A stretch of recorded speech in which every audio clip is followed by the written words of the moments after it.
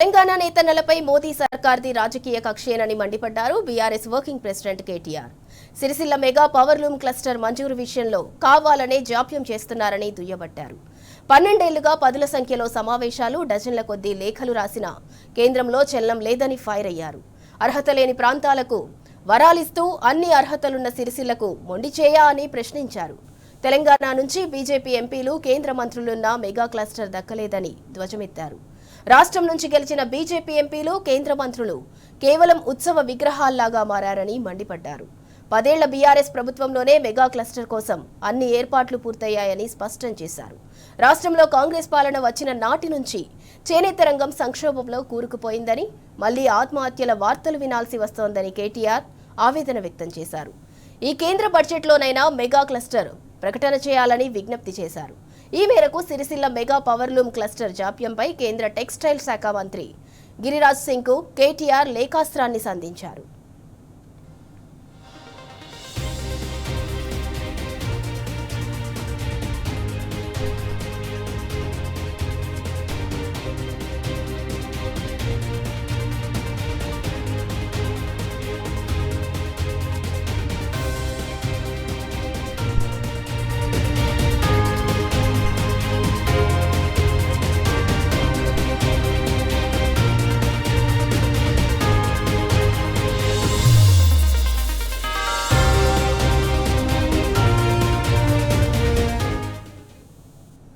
తెలంగాణ నేతన్నలపై మోదీ సర్కార్ది రాజకీయ కక్షేనని మండిపడ్డారు BRS working president KTR. Sircilla mega powerloom cluster మంజూరు విషయంలో కావాలనే జాప్యం చేస్తున్నారని దుయ్యబట్టారు.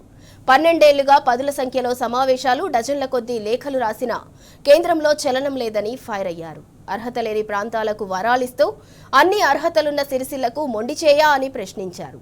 తెలంగాణ నుంచి బీజేపీ ఎంపీలు, కేంద్ర మంత్రులున్న మెగా క్లస్టర్ దక్కలేదని ధ్వజమెత్తారు. రాష్ట్రం నుంచి గెలిచిన బీజేపీ ఎంపీలు, కేంద్ర మంత్రులు కేవలం ఉత్సవ విగ్రహాల్లా మారారని మండిపడ్డారు. 10 ఏళ్ల బీఆర్ఎస్ ప్రభుత్వంలోనే మెగా క్లస్టర్ కోసం అన్ని ఏర్పాట్లు పూర్తయ్యాయని స్పష్టం చేశారు. రాష్ట్రంలో కాంగ్రెస్ పాలన వచ్చిన నాటి నుంచి చేనేత రంగం సంక్షోభంలో కూరుకుపోయిందని, మళ్లీ ఆత్మహత్యల వార్తలు వినాల్సి వస్తోందని కేటీఆర్ ఆవేదన వ్యక్తం చేశారు. ఈ కేంద్ర బడ్జెట్లోనైనా మెగా క్లస్టర్ ప్రకటన చేయాలని విజ్ఞప్తి చేశారు. ఈ మేరకు సిరిసిల్ల మెగా పవర్లూమ్ క్లస్టర్ జాప్యంపై కేంద్ర టెక్స్టైల్ శాఖ మంత్రి గిరిరాజ్ సింగ్కు కేటీఆర్ లేఖాస్త్రాన్ని సంధించారు.